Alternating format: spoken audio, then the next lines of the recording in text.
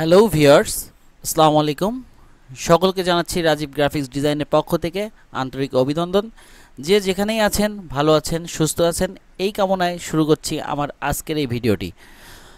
গত পর্বে আমি আপনাদেরকে একটি ব্যানার ডিজাইন দেখিয়েছি, কিন্তু আমি আপনাদেরকে এক্সপোর্ট করাটি দেখাইনি। তো আজকে আমি আপনাদেরকে দেখাবো কিভাবে আপনারা একটি ব্যানার ডিজাইন কমপ্লিট করে কোনো অসুবিধার সম্মুখীন না হয়েই এক্সপোর্ট করতে পারেন এবং এটি প্রিন্টিংয়ের জন্য আপনারা সেন্ড করতে পারেন। তো এই ক্ষেত্রে আমাদের কিছু খুঁটিনাটি প্রবলেমের সম্মুখীন হতে হয়, সেই প্রবলেমটি নিয়েই আমার আজকের এই ভিডিওটি। চলুন আমরা আমাদের ভিডিওটি শুরু করি।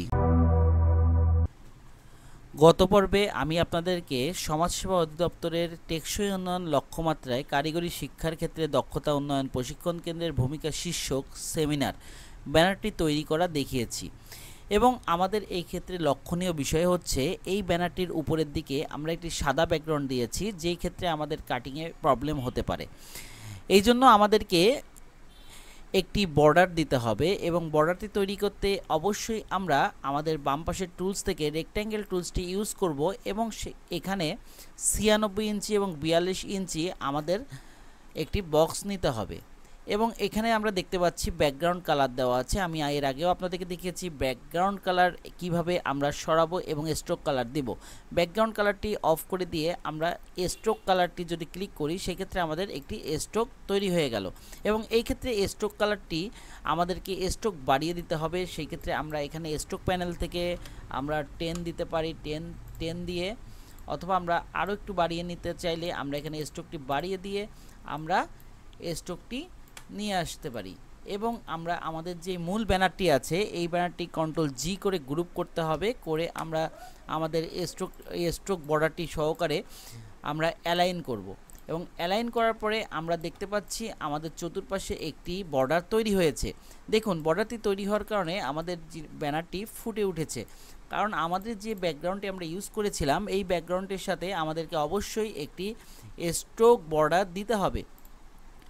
এবার আমরা এটি ব্যানারের ক্ষেত্রে আমরা যেরকম আছে এরকমই রাখতে পারি, অথবা আমরা এটি যদি আমাদের ব্যানার বাদে যদি স্টিকার হতো বা অন্য পোস্টারিং হতো, সেই ক্ষেত্রেও আমাদেরকে এই স্ট্রোকটি অবশ্যই খেয়াল করতে হবে, কারণ এখানে স্ট্রোক যখন দিয়েছি আমি, সেক্ষেত্রে স্ট্রোকটি আমাদেরকে অবশ্যই এক্সপ্যান্ড করে দিতে হবে, তা নাহলে আমাদের মাপের বাইরেও আরেকটি জায়গা নিয়ে নিচ্ছে এই স্ট্রোকটি। যেমন দেখুন, এর মাঝ বরাবর একটি লাইন রয়েছে এবং এর বাইরে উপরে এক অংশ এবং নিচে আরেক অংশ আছে, এই দুটি অংশ আছে, নিচেরটি আমাদের মাপের ভিতরে এবং উপরেরটি আমাদের মাপের বাইরে।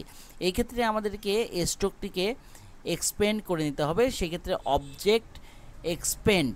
অবজেক্টে গিয়ে এক্সপেন্ডে ক্লিক করতে হবে, করার পর আমরা ফিল কালার দিব, অবশ্যই ফিল কালার দিয়ে স্ট্রোক করে নিতে হবে। এবার এটি দেখছি আমরা বক্সের মতো হয়ে গিয়েছে। এখন ভিউয়ার্স, এটি আমাদের যেই সাইজে থাকুক না কেন, আমরা এখন এটিকে যদি ধরে আমরা এখানে ট্রান্সফর্মে গিয়ে আবার আমাদের সাইজটি ঠিক করে দিই। আমাদের সাইজটি হচ্ছে 96 ইঞ্চি এবং হাইট হচ্ছে 42 ইঞ্চি। এবার আমরা পুরোটিকে সিলেক্ট করে আমরা যদি এখন অ্যালাইন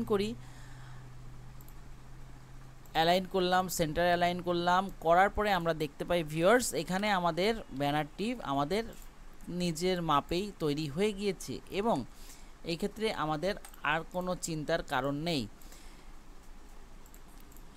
এখন ভিউয়ার্স, আমরা প্রিন্টিংয়ের জন্য সেভ দিতে পারি এবং আমরা এটিকে সেভ দেওয়ার জন্য অবশ্যই গ্রুপ করব এবং উপরে অবশ্যই আমাদের ব্যানারের সাইজটি দিয়ে দেব এবং অবশ্যই Ctrl+O ক্লিক করে আমরা টোটাল ফ্রন্টটিকে ভেঙে নেব। অবশ্যই মনে রাখবেন, আমরা আমাদের যেই ব্যানারটি দিব সেই ক্ষেত্রে আমাদেরকে অবশ্যই ফন্টগুলো ভেঙে দিতে হবে, তা না হলে আমাদের যে প্রিন্টিংয়ে যাবে, যেখানে প্রিন্ট হবে, সেই মেশিনে হয়তোবা এই ফন্টটি নাও থাকতে পারে এবং আমাদের ফন্টটি মিসিং হতে পারে যদি আমরা আমাদের ফন্টটিকে ভেঙে না দিই।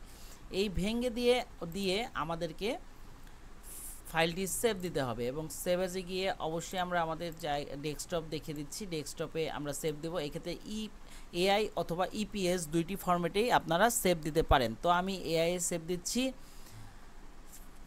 ফাইল সেভ অ্যাজে গেলাম, সেভ অ্যাজে গিয়ে আমি আবার আমার এই ফাইলটি ওকে দিয়ে আমি সেভ অ্যাজ দিলাম।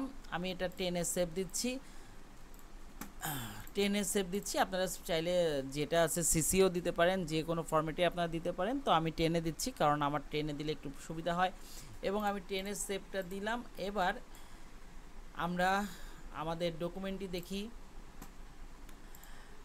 আমাদের ফাইলটি তৈরি হয়ে গিয়েছে, এই যে আমাদের ফাইলটি, এবং আমরা চাইলে আমাদের ফাইলটিকে জেপিজি ফরম্যাট করে, জেপিজি ফরম্যাট করতে গেলেও আমাদেরকে এই ক্ষেত্রে সেভ অ্যাজ নয়, জেপিজি করতে গেলে আমাদেরকে অবশ্যই এক্সপোর্ট করতে হবে, এবং এক্সপোর্ট অ্যাজে ক্লিক করে আমাদেরকে এই ক্ষেত্রে আমাদের আর্টবোর্ডটিকে অবশ্যই একটু সুন্দরভাবে নিয়ে আসতে হবে, এবং আমরা চাইলে এটিকে ডিলিট করে দিয়ে আমরা নতুন একটি আর্টবোর্ড নিলাম আমাদের পরিমাণ মতো, যে পরিমাণ মাপে আমাদের প্রয়োজন আমাদের ব্যানারটির পরিমাপে নিলাম, এবং সাইডে একটু সাদা বর্ডার রাখলাম।